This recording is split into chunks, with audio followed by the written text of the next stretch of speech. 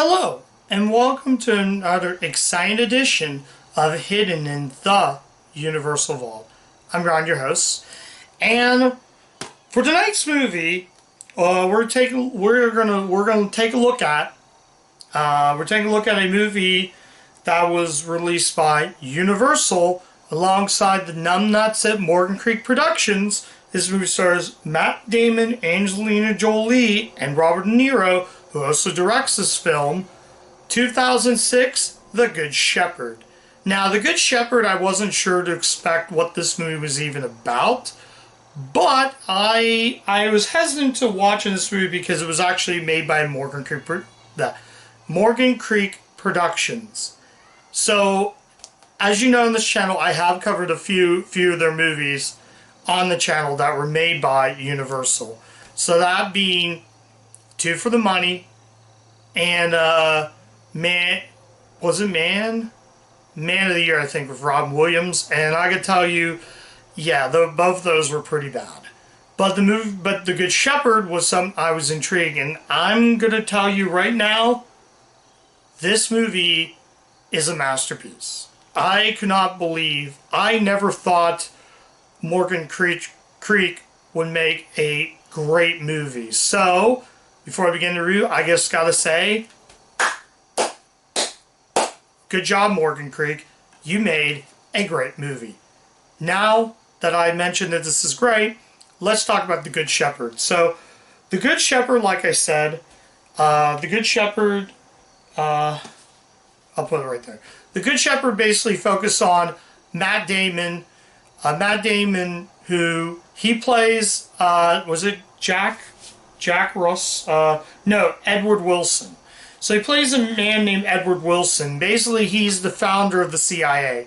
So focus him as getting his start when he's the evolution of the CIA. These are basically, the CIA are guys that are trying to go hunt down people who are wanted. Not CIA, I'm sorry, FBI. Never mind, not CIA. But I'm sorry. It's CIA, excuse me. I'm getting my FBI's and CIA's mixed up, but CIA, Criminal Intelligence Agency. So it follows that story, but it also follows the story of him also in his days at Yale, where he's a member of the Skull and Crossbones. So right off the beginning, it's 1961, and this was during the Kennedy administration. So this was also during the Fidel Castro Bay of Pigs invasion. So basically he's like launching this, but it also goes all the way back to the 1930s as a young man at Yale, where he's in a play where he's playing a female. Yeah, Matt Damon plays a character who's in a play that he's a female. That's insane.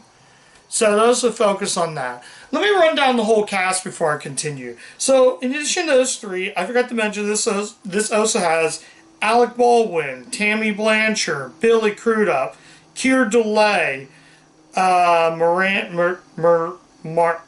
Martina Geck. I can't pronounce this. Martina Gecky. I hope I'm pronouncing that last name right. William Hurt, Timothy Hutton, Lee Pace, Eddie Redmayne in one of his early roles is in this as well. John Sessions and among others, and John Turturro among others. So this is a stellar cast in this movie. I never thought this would just have an incredible cast. So like I said, he's a student at Yale, so he basically, he's a student at Yale. He gets into Skull and Crossbones. So if you see my review of the Skulls, I probably explained what the Skull and Crossbones is in that review. But Skull and Crossbones was a tradition at Yale where they do all these crazy rituals. So also eventually while he's at Yale, he also talks about his childhood with his father. Timothy Hutton plays his dad, who tells him that never ever lie in a situation like that. You don't want to lie. So he got good advice from his father, and spoiler, his father shoots himself. Basically, he kills himself with a handgun. So he teaches him that, and then that's pretty much that. That's pretty much for Hutton's character in the movie. I thought he would have got more screen time in it, but that alone, I just never thought. I was like, wow, that's crazy. So then it goes back to him. So yeah, Lenny talks about his father. That's when he was at the Skull and Crossbones ritual, talking about his dad in the 1920s. So then eventually, while at Yale, he comes with the idea of creating the CIA. So then it goes all the way to the 1940s during World War II. Then it goes into the 50s, and then eventually it crisscrosses each year for those characters. Robert De Niro, he's not in it that much, but he plays sort of a guy that he meets Damon's character, and he gives him all the advice that he needs. So he's only in about 3 scenes in the movie. Joe Pesci appears in the movie. He's near the end of the movie. That's pretty cool. So, yeah, like I said, really, really good movie. Trying to think of anything else in the movie before I actually talk about my actual thoughts of the movie. I don't think I mentioned anything. Oh, Alec Baldwin appears in it. He guides Damon's character in the movie. So, yeah, that's his character. So it goes to character to character to character. He marries Angelina Jolie in the movie. She plays the soon-to-be wife. And it's just insane. This movie is so gripping that I loved it. The movie is just amazing. This is a great movie. Now, it's interesting to see. I gotta give De Niro credit for doing something different, but it's just wow. Trying to really think of anything else that I missed. Probably missing a few things, but I really like the Damon character. You really sort of sympathize. Then Angelina Jolie, at times, her character, he cheats on her with another woman. The woman that basically, not really that, but the woman, he met a woman at Yale. So then then these two guys shoot her in cold blood. Basically shooting her with a silencer, insta-killing her. And it's just insane. So yeah, it's sort of that story. Eddie Raymond, I always get that. Redmayne, yeah, I'm sorry. It's Eddie Redmayne plays his son, who he's going to Yale, and he joins the Skull and Crossbones. It's a really insane movie that I can easily highly recommend. I really gotta give Morgan Creek credit. I said many times, I found a winner so far. It's so good. Like I said, there's not much to say after what I mentioned, but check the movie out. It's amazing. I'm definitely going to recommend this movie. I try to really think of anything else before actually what I'm going to rate the movie. You probably already know what I'm going to rate it anyways.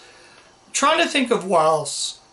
I don't really know much, but I feel like this is Matt Damon's best work. But yeah, it's just, I never thought the cast is really, really good, and it's definitely something that I'm going to probably watch again down the road, because you really got to watch it. Oh, I forgot to mention, John Turturro plays a guy who's the second employee to work for Damon's character. There's a really intense scene where they segregate the guy. He's trying to tell his real name, but Turturro doesn't believe it. He basically gets back on the guy. Not really the guy, but he tortures him. He basically just waterboards the guy. And he goes insane and jumps out the window so he can run from the police. And that's really that character. That's really what really happened. It's just really amazing. A great movie. So yeah, I don't really have much to say after that. So yeah, like I said, this is definitely a movie worth checking out. Some deleted scenes. There are deleted scenes on the DVD. I did watch a few.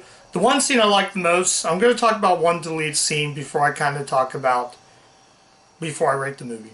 There's a deleted scene where he's playing violin. Oh, I also forgot to mention, Keir Dullea is in the movie. I think he plays the one teacher at Yale, but he basically, they bunch of guys beat the crap out of him from right in the water. So that's really about it. Sorry about that, guys. Yeah, that's really all I have to say. Billy Crudup is good. Billy Crudup plays another assistant to Damon's character.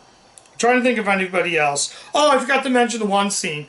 There's literally a scene that brought my jaw to the ground, and that's when they throw this woman right out into they throw her out of the plane, basically, and she falls down without a parachute. It's just intense. So I think that's really about it. I don't have much to say anything else about it. I can highly recommend this. So yeah.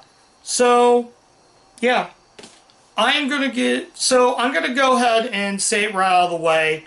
This movie right here, The Good Shepherd right here, is going to definitely make it into...